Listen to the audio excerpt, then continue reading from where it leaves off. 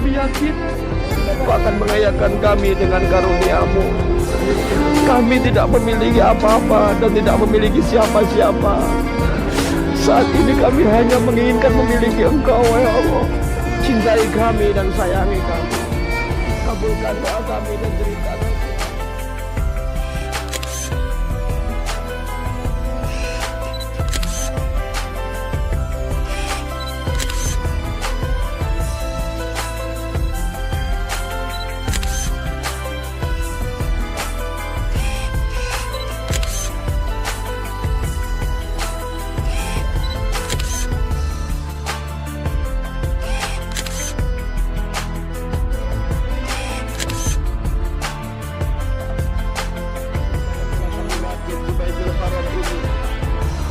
Sebagai sarana untuk meningkatkan ketaatan kami sepulang di tanah air. Bersihkan batin kami dari hasud, dari kedengkian, dari kebohongan, dari kazab, dari khianat, dari sifat-sifat nifak dan dari sifat kemunafikan. Selamatkan kami.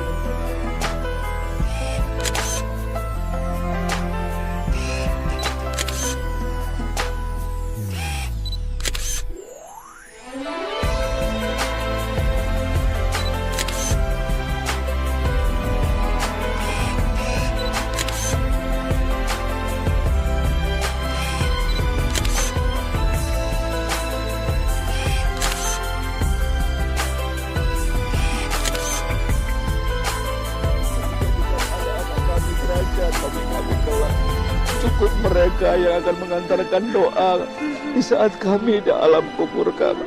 Jadikan indah pandangan mata kami melihat anak-anak kami. Saat kami meniti masa depan dengan kepayahan, kami berharap anak-anak kami tidak, ya Allah. Cukup kami yang merasakan kepahitan dalam hidup lantaran banyaknya dosa-dosa kami. Ampuni kami, cintai anak-anak kami. Jadikan anak-anak kami anak-anak yang soleh dan soleha. Pun kedua orang tua kami, ya Allah, di saat mereka masih hidup, mereka tak melihat anaknya beribadah. Tapi saat mereka meninggal, kami mendapatkan hidayah. Oleh karena itu, izinkan arwah mereka melihat kami, anak-anaknya, mendoakan mereka. Rabbana ighfir lana wa liwalidina warhamhuma kama rabbayana.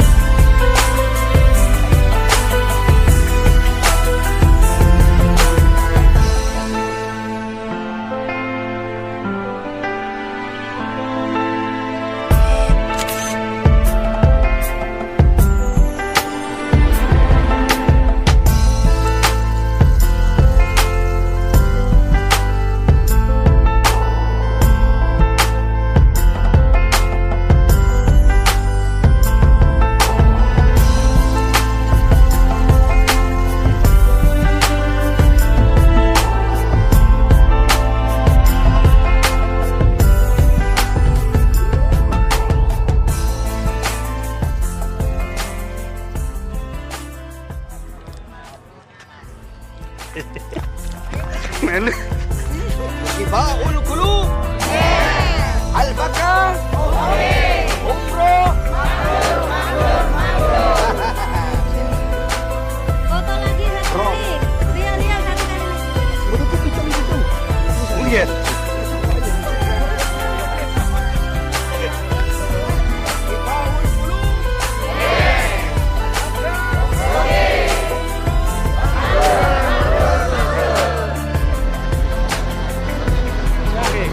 Jarak antara Mekah dengan kita tidak akan berubah sebelum kita berniat untuk men-DP. Jangan lupa DP dulu dan ikutlah umroh bersama Al-Baka bersama GDH.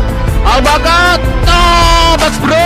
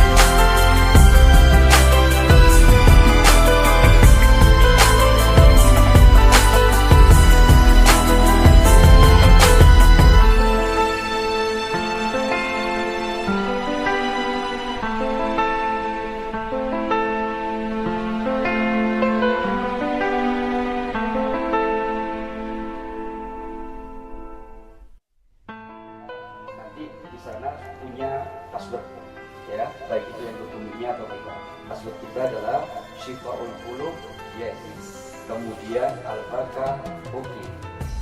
Namun ngoten umroh mabrur mabrur mabrur. Nggih, Syifal Qulub Al-Barkah oke. Umroh mabrur mabrur mabrur.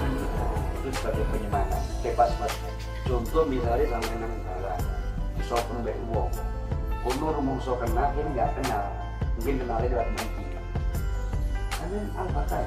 Sambil langsung mawon. Syifal Qulub dia jawab, yes. Al-Barkah oke. Umroh maupun aku dari rangkulan konco. Tapi Syifal Qulub Al-Barkah ini nggak ada nih. Rapatin tidak minta. Oke, coba ini. Umroh benda. Maksudnya gitu, masih dodok nih. Assalamualaikum. Sambil mengatakan mencoba. Syifal Qulub. Ayo, tak perlu. Jadi buka wis. Sampai kecil jangan. Ya, itu passwordnya.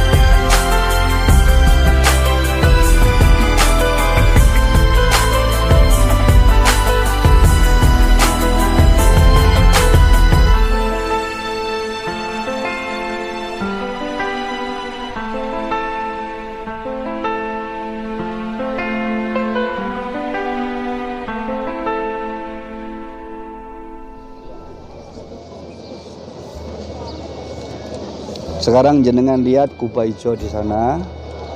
Itu di bawah situ adalah makam Rasulullah Shallallahu Alaihi Wasallam yang dirindukan dan yang dicintai oleh seluruh makhluk.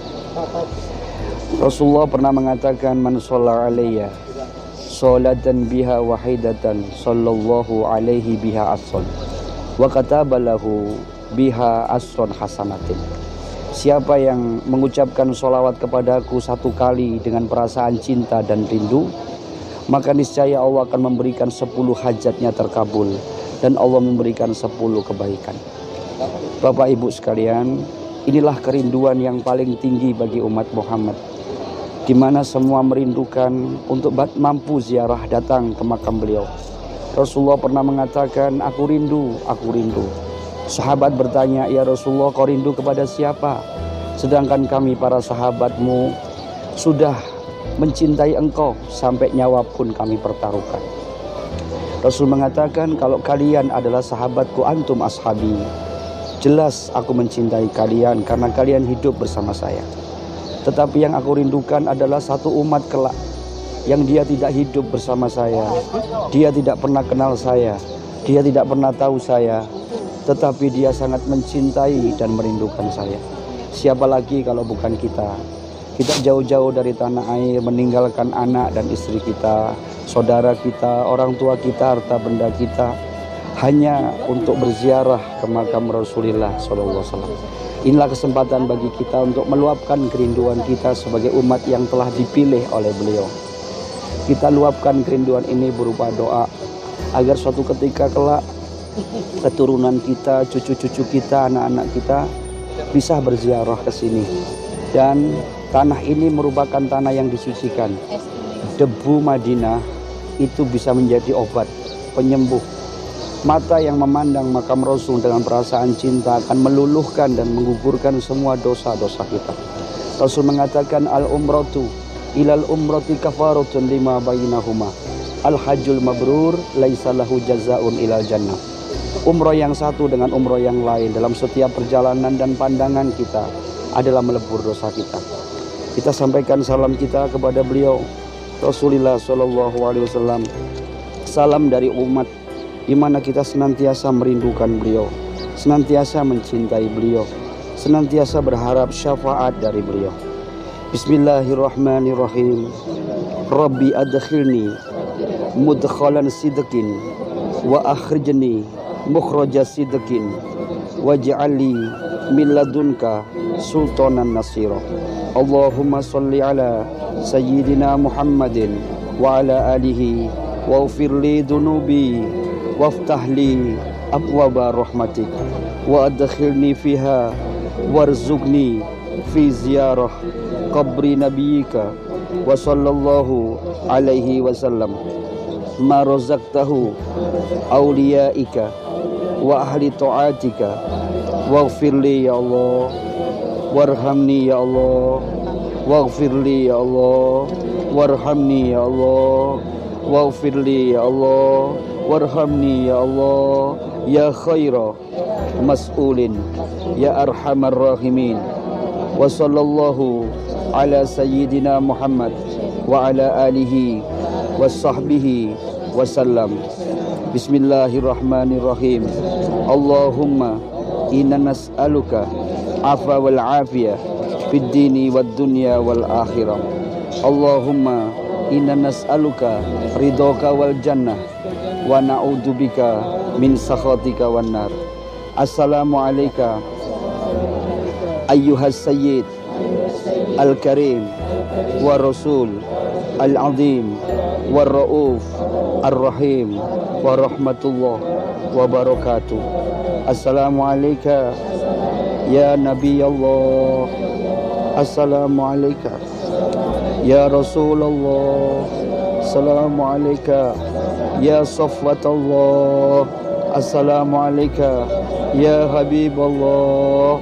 Ashhadu an la ilaha illallah wahdahu la syarika la wa annaka abduhu wa rasuluh wa ashhadu annaka balagta ar-risala wa addaita al-amana wa nasahta al-ummah wa jahadta fi sabilillah fa shalla alaika Allah daimatan ala yaumiddin. Rabbana atina fid dunya hasanah wa fil akhirati hasanah wa qina adzabannar. Al-Fatihah.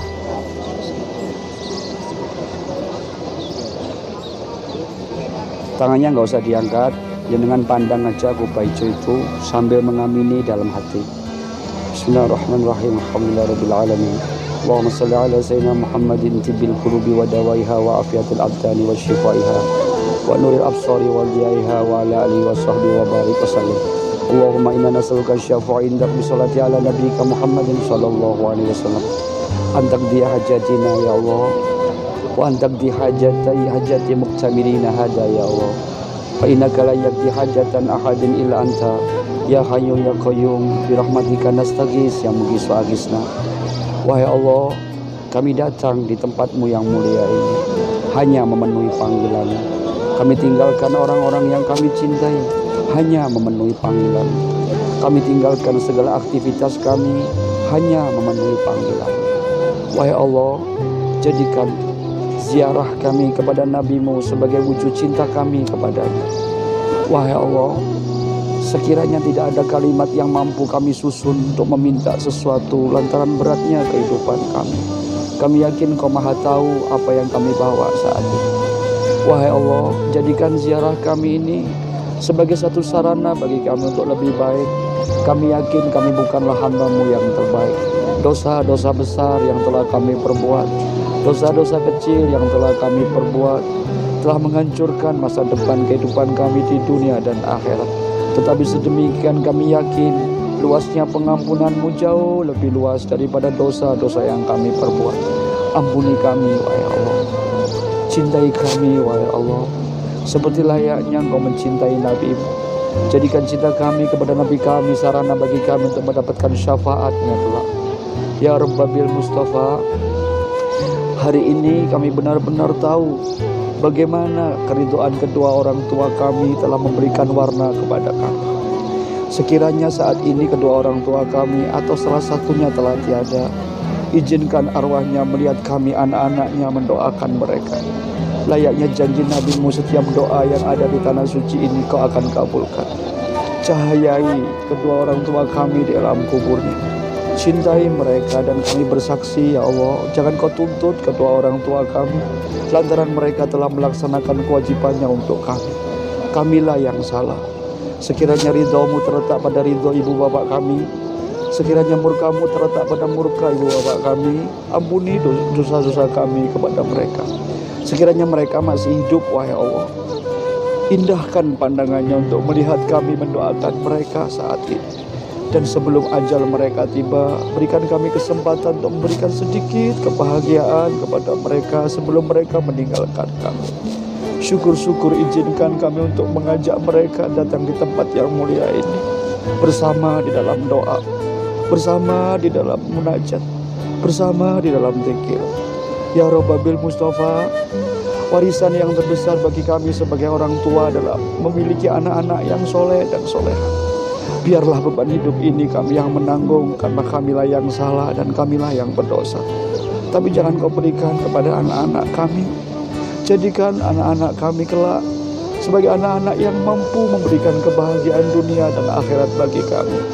Jadikan jenazah kami kelak mampu dipikul di pundak anak-anak kami. Jadikan telinga kami kelak mampu indah mendengarkan talqin dari suara anak-anak kami. Kami yang salah, ya Allah, bukan anak-anak kami.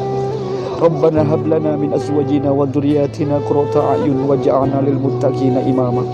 Allahumma ij'al auladana wa dhurriyyatina min ahli al-ilmi wa ahli al-khair wa ahli tuqa wa ahli al-ibadah wa ahli tauhid wa ahli shalah wa ahli qiraatil Qur'an wa ahli akhlaqil karimah. Wa la taj'alna wa iyyahum min ahli syarr wal dhair wad dhalala wal bid'ah wal fitnah. Ya Rasulullah, kami hadir berziarah kepada-Mu. Ya Rasulullah, kami yakin seperti janji Nabi-Mu, seperti janji-Mu dalam hadis-Mu, bahwa Engkau tidak akan pernah wafat dan mampu melihat kami sebagai umat-umat-Mu yang mencintai-Mu dalam berziarah kepada-Mu. Kami hadir, ya Rasulullah. Catatlah kami sebagai umat-Mu. Berikan syafaat kepada kami kelak atas hak syafaat yang diberikan Allah kepada. Kami bukan umat-Mu yang terbaik, ya Rasulullah, tapi kami selalu ingin menjadi yang terbaik sebelum ajal kami tiba. Ya Sayyidi, ya Rasulullah, ya Sayyidi, ya Habibullah, Rabbana taqabbal minna wa taqabbal taubatana bi taubatin nasuh. Ya Rabbana taqabbal minna innaka antas samiul alim wa tub alaina innaka antat tawwabur rahim wa liqadai hajatina wa hajatikum siron wa alaniyah. Dipun sebat hajati piyambak-piyambak.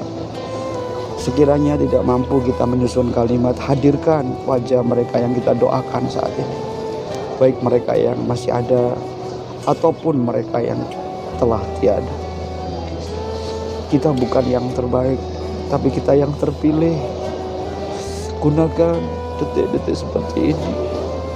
Tidak ada sesuatu yang dihijab atas doa kita. Beban hidup kita, keperluan kita saat ini. Jauh-jauh kita datang ke sini hanyalah ingin mendapatkan syafaat dan cinta Rasulullah dan keridhaan Allah Subhanahu wa taala. Hadirkan wajah anak-anak kita yang kita tinggalkan di rumah, orang tua kita, cucu-cucu kita, beban hidup kita, ekonomi kita, sampaikan. Semoga Allah mentakdir dengan rezeki yang halal thayyibah kita mampu kesini untuk mengajak mereka yang kita cintai di rumah. Yang sakit ya Allah, angkat sakit mereka. Berikan keberkahan atas umur mereka. Mereka yang memiliki banyak hutang lantaran kekurangan ekonomi mereka, berikan kemudahan ya Allah, agar terbuka jalan-jalan rezeki bagi mereka dan bisa untuk berziarah kepada Nabi-Mu. Mereka yang saat ini terdolimi, mereka yang merasa sendiri dan tidak pernah ada yang mau tahu, berikan jawaban ya Allah dan kemudahan atas semua. Sampaikan hajat kita masing-masing dengan bahasa kita masing-masing.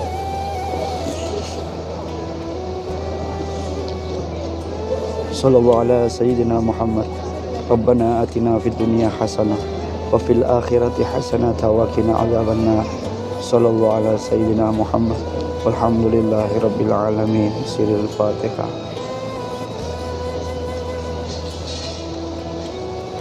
Duyufullah al-duyufur rahman. Kita berjalan nanti maju masuk ke areal masjid. Nanti saya tunjukkan di sana ada rumah Abu Ayyub Al-Ansori yang dulu Rasul pernah tinggal di situ.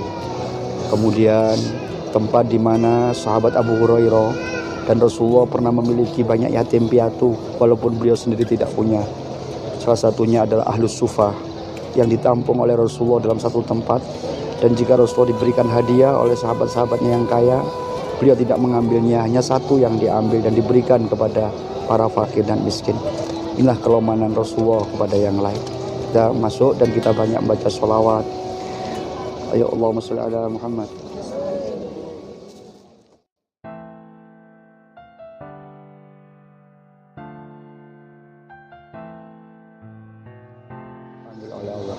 Saat Fatimah mau meninggal, dihitung sama Fatimah.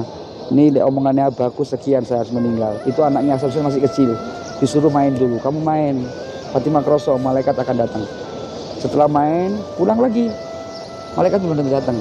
Akhirnya disuruh main di Nabawi. Kamu main ke makamnya kakekmu ya. Akhirnya Fatimah datang, wafat di tengah-tengah pangkuan Ali.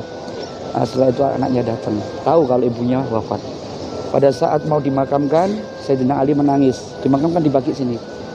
Waktu Sayyidina Ali menangis, anaknya Hasan negur bapaknya.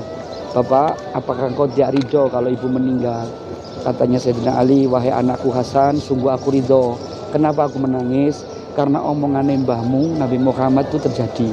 Dulu mbahmu ngomong gini, wahai Ali, besok yang menerima jasad Fatimah di kuburnya adalah saya. Saiki aku ketok bapakmu di lahatnya ibumu lagi mau menerima jasad ibumu. Inilah kemuliaan Sayyidah Fatimah, dan jenengan ditakdir untuk bisa di sini. Kita berharap anak turun kita seperti mereka-mereka. Jadi anak turun yang soleh dan soleha. Jadi tidak esok ngayakno kita di dunia toh, tapi di akhirat pun kita akan dikayakan.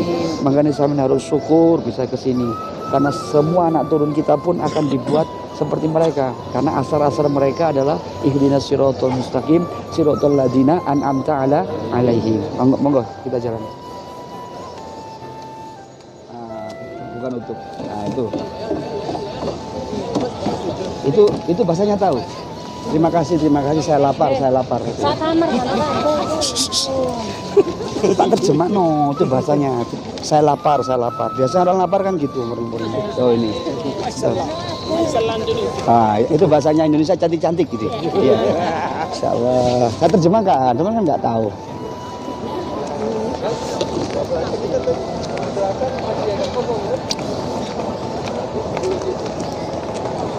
Dulu Madinah juga pernah mengalami banjir, tapi kuasa Allah Ta'ala di saat perbatasan Madinah itu banjir itu terstop, nggak bisa masuk.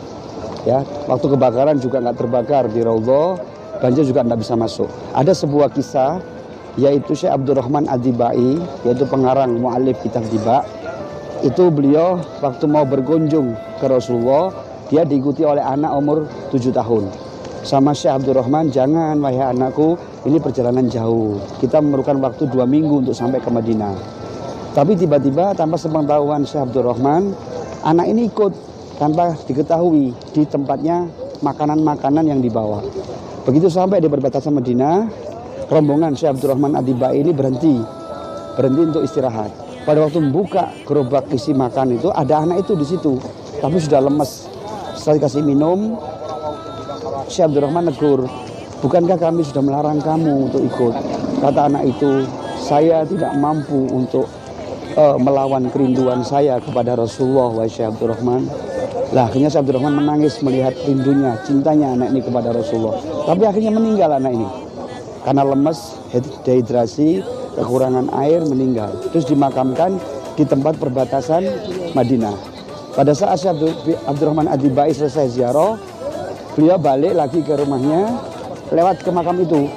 Akhirnya beliau mau berziarah. Tiba-tiba makamnya hilang. Loh, makam ini di mana? Gitu. Akhirnya beliau tidur bermimpi. Ada satu suara hatif. Suaranya begini, tidak akan dibiarkan orang-orang yang mencintai nabinya dunia dalam keadaan sepi dan di alam kuburnya dalam keadaan sepi. Ketahuilah wahai Syekh Abdurrahman bahwa jenazah anak itu telah diseret oleh malaikat untuk dekat dengan makam Rasulullah. Jadi makamnya itu sekarang masuk di Baqi.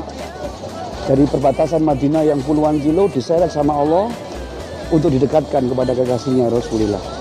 Makanya orang yang mencintai Rasul tidak akan pernah miskin hidupnya. Baik di dunia maupun di alam kubur dibuat ramai dengan amalnya, di akhir besok akan ditolong dan disyafaati oleh Rasulullah. Nah, mencintai Rasul, man ahya sunnati faqad ahabbani wa man ahabbani kana ma'i fil jannah. Al-hadis rawahu Tirmidzi atau kama qala sallallahu alaihi wasallam sahih. Rasul mengatakan, siapa yang menghidupkan sunnahku, maka dia telah mencintai aku. Faqad ahabbani, maka siapa yang sungguh-sungguh mencintai aku, maka dia akan bersama aku di dalam surga. Jadi mencintai Rasul itu akhlaknya. Jadi bagaimana bukan hanya sekedar memuji, tapi kita meniru akhlaknya. Akhlak Rasul yang paling pokok ada 2. Kalau sampean bisa melakukan 2 ini, maka akan lahir akhlak-akhlak yang lain. Yang pertama adalah Raufur Rahimun. Yang pertama itu beliau itu merasa terbebani dengan beban orang lain. Jadi kalau ada saudaranya yang sakit, dia ikut sakit. Ada umatnya yang susah, dia ikut susah.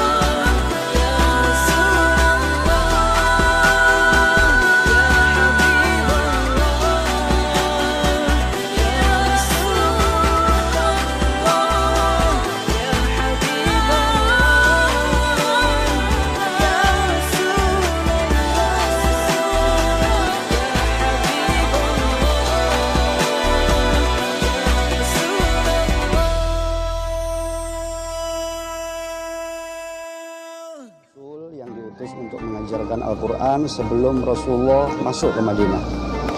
Madinah ini dulunya bernama Yathrib. Jadi tidak seindah ini, sebuah gurun, sebuah padang pasir yang jarang penduduknya. Di saat Rasulullah masuk pada waktu peristiwa hijrah, beliau sebelumnya mampir di satu tempat. Di situ Rasulullah mendekek. Apa itu mendekek itu? Bukan meletakkan, menyancang ontanya, mengikat ontanya, Qaswah itu di sebuah rumah Kalsum ibnu Hidam. Di tempat itulah Rasulullah membangun sebuah masjid namanya Kubah. Insya Allah besok kita akan berziarah di sekitar Madinah. Kalau sekarang kita berziarah sekitar Masjid Nabawi Asy-Syarif. Setelah Rasulullah masuk di Yathrib, kota ini diganti namanya menjadi Madinah Al-Munawwarah, yaitu kota kenabian. Jadi kota ini awalnya dibuka dengan Al-Quran dan diharamkan dalam arti disucikan oleh doa Rasulullah Shallallahu Alaihi Wasallam. Kalau Mekah disucikan oleh Nabiullah Ibrahim alaihi salam. Jadi keutamaan kota Madinah sebagai kota Nabi sangatlah luar biasa. Dajjal tidak bisa masuk di sini. Kemudian debu-debunya didoakan oleh Rasulullah sebagai penyembuh, buah-buahnya diberkahi, segala sesuatu. Mulai niku kalau umroh dengan saya, belanja itu sebagian ibadah. Karena semua barang-barang di sini adalah didoakan oleh Rasulullah. Yang penting duwe dhewe, ndak diono-ono, ndak ngoyo, ndak utang, apa mana lali bayar. Nah, jadi belanja boleh, ya ibadah karena seluruh barang-barang di sini didoakan oleh Rasulullah Muhammad SAW. Kemudian Rasulullah masuk di sini Rasulullah melepaskan ontanya lagi. Di saat Qaswah itu onta Rasul duduk, maka disitulah tempat digunakan oleh Rasulullah untuk membangun masjid. Waktu itu ada 3 tanah yang dibebaskan. Yang pertama adalah bekas pemakaman kaum musyrikin. Kemudian ada sebuah tanah milik As'ad bin Jarrah. Dan 1 tanah lagi bagian milik 2 anak yatim, namanya Sahal dan Suhail. Nah, keduanya diwakafkan. Bekas pemakaman orang musyrikin, kemudian tanah milik As'ad bin Jarrah itu diwakafkan. Sedangkan untuk Sahal dan Suhail itu dibeli Rasulullah dengan harga 10 dinar yang dibayar oleh Sayyidina Abu Bakar. Maka mulailah dibangunkan Masjid Nabawi Asy-Syarif oleh tangan Rasulullah SAW dan para sahabat. Awalnya panjangnya cuma 50 kali 50 meter, tingginya cuma 3,5 meter, jadi pendek. Dan di atasnya atapnya cuma dikasih pelepah-pelepah kurma yang kering. Jadi mereka kalau masuk masjid jongkok, ya karena pendeknya. Itu awalnya. Dan sekarang ini di Madinah batas-batas masjid itu yang asli ditandai dan masuk bagian makbarah Rasulullah SAW dengan tanda tiang yang di atasnya ada seperti ilustrasi pita kuning, tapi dari beton. Ya. Itu batasan masjid asli yang di dalamnya juga ada bagian rumah Sayyidina Mahbub Muhammadin Sallallahu Alaihi Wasallam, kemudian bersama Sayyidatina Aisyah, bersama rumah putrinya Sayyidatina Fatimah Az-Zahraul Batul. Itu dijadikan satu tempat. Dan di dalam makam itu ada 3 makam. Pertama makam Rasulullah, kemudian makam Sayyidina Abu Bakar, kemudian makam Sayyidina Umar, dan 1 makam lagi yang masih kosong, yang pasti bukan makam jenengan, yaitu makam Nabi Isa alaihi salam. Kelak di saat Nabi Isa wafat, setelah dihidupkan kembali untuk turun, maka beliau dalam sebuah riwayat dimakamkan bersama Rasulullah di Kubah Hijau, di bawah Kubah Hijau itu. Dan di situ banyak peninggalan Rasul, karena memang sekarang sudah dimodernisasi sehingga tidak mungkin untuk dibentuknya itu dibuat tetap, tetapi diberikan tanda tiang.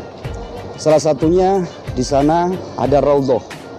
Raudhah itu taman. Rasul pernah mengatakan di antara mimbarku dan rumahku Raudhah min riyadil jannah. Itu adalah taman-taman surga yang sekarang dibuat rebutan sekian banyak orang. Sampai kalau tidak bisa masuk di situ, jangan ibadah karena nafsu. Yang penting jenengan lillahi ta'ala ingin ke Raudhah. Di sana pun Rasulullah sudah menghargai. Jadi kalau sudah masuk jangan berlama-lama, karena akhlak lebih didahulukan daripada ilmu. Ya, jadi sampean harus menghargai yang nunggu sampean. 2 rakaat saja udah cukup sampean sholat di raudhah untuk memberikan kesempatan kepada yang lain. Kemudian yang kedua, di situ ada mimbar Rasul. Mimbar Rasul ada 2, ya, di sana hampir sama. Ya, yang mimbar Rasul itu yang ada tiang muhallaqah. Tiang muhallaqah itu adalah sebuah tiang yang sebelum ada mimbar, sebelum ada mihrab, sebelum ada mihrab itu Rasulullah bersandar di sebuah pohon kurma yang setelah Sayyidina Umar bin Khattab mengusulkan untuk membuatkan sebuah mimbar, itu Rasulullah mengiyakan. Nah, setelah itu dibuatlah mimbar Rasul dan pohon kurma itu menangis. Seluruh sahabat mendengarkan itu tangisan pohon kurma itu. Setelah dicari ternyata sumbernya dari pohon kurma. Nah, akhirnya Rasulullah berbicara pada pohon kurma itu, "Kenapa engkau menangis, wahai pohon kurma?" "Ya Rasulullah, sungguh kehormatan bagi saya di saat punggungmu bersandar kepada saya. Tapi sekarang di saat ada mimbar, maka aku tidak lagi mendapatkan bagian daripada bagian tubuhmu yang mulia ini." Maka Rasulullah memerintahkan mihrab itu atau mimbarnya beliau itu ditempelkan di tiang itu. Namanya tiang muhallaqah, yaitu tiang yang harum karena kecintaan kepada Rasulullah SAW.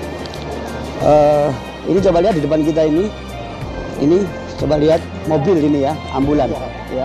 Mungkin nggak tahu, tak kasih tahu. Ambulan. Ini Zam-Zam yang langsung disuplai dari Mekah. Ini di sini depan.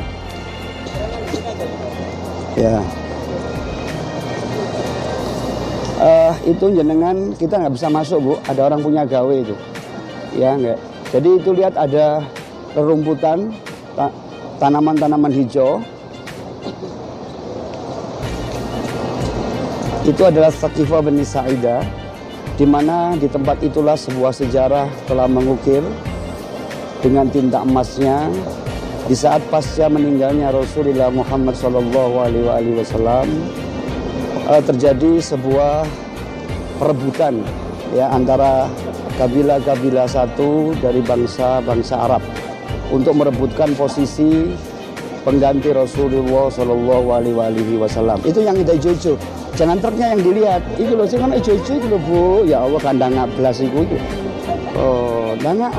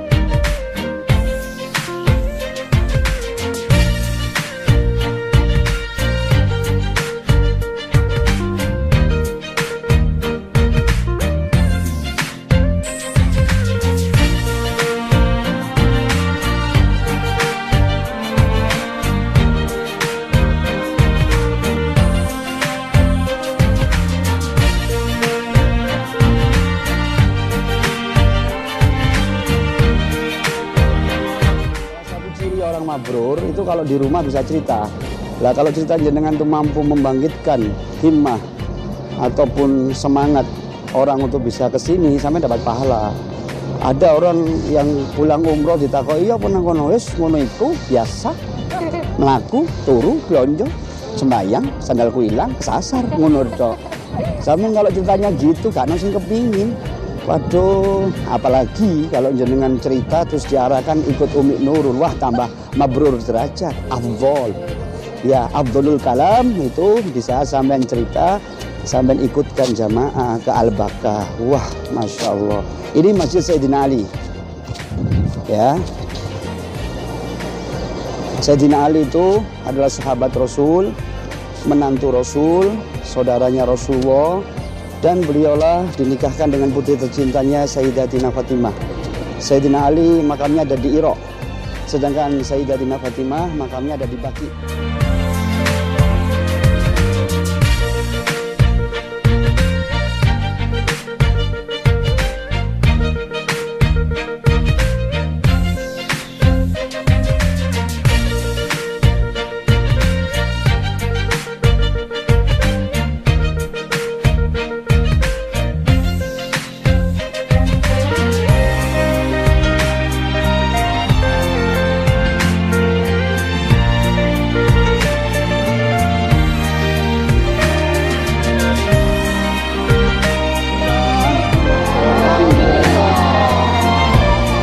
Apa kabar cinta?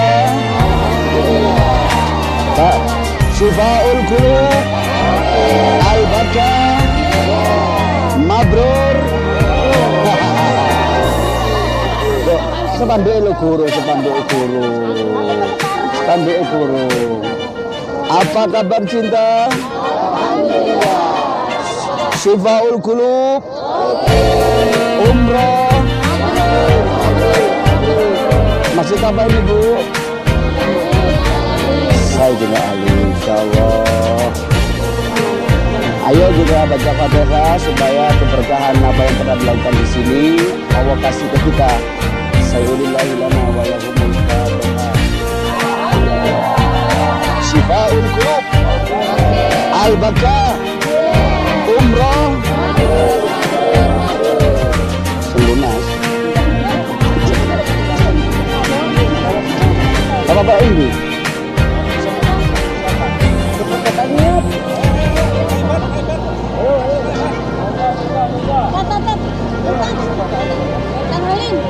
Kalau kenceng tak Bu, lewer lho Bu, sampeyan senengane nglewer ngene.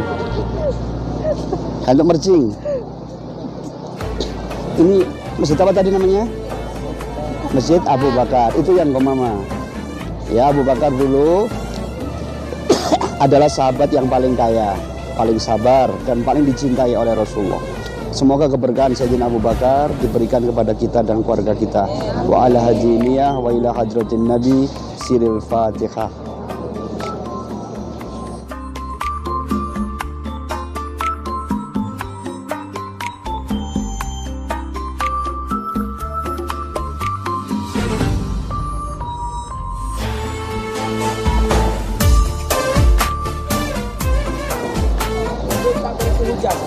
Mendung tak berarti hujan. Begitu juga nikah tak berarti cinta. Iya. Ustadz tinggal raya. Mendung seperti hati ini. Iya. Aku kan nggak tahu pacaran.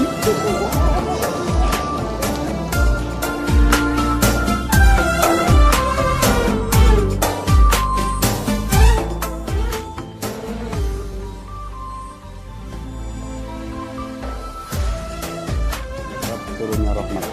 Oleh karena itu setiap perjalanan sejarah kita mengetahui sejarah itu, maka Allah akan turunkan rahmat di dalamnya. Dan rahmat itu kita butuhkan untuk pengkabulan hajat kita masing-masing yang mungkin tidak akan kita sebutkan satu-satu.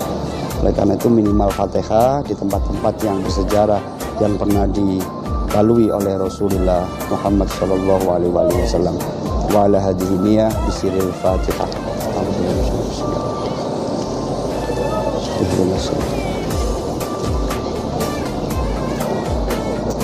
Suatu ketika ada seorang sahabat yaitu Abdullah bin Umar. Abdullah bin Umar itu penggila Rasulullah kelas berat. Jadi dia putra Sayyidina Umar sampai semua tindakan Rasul ditiru. Suatu ketika dia mengadakan perjalanan dengan ontanya.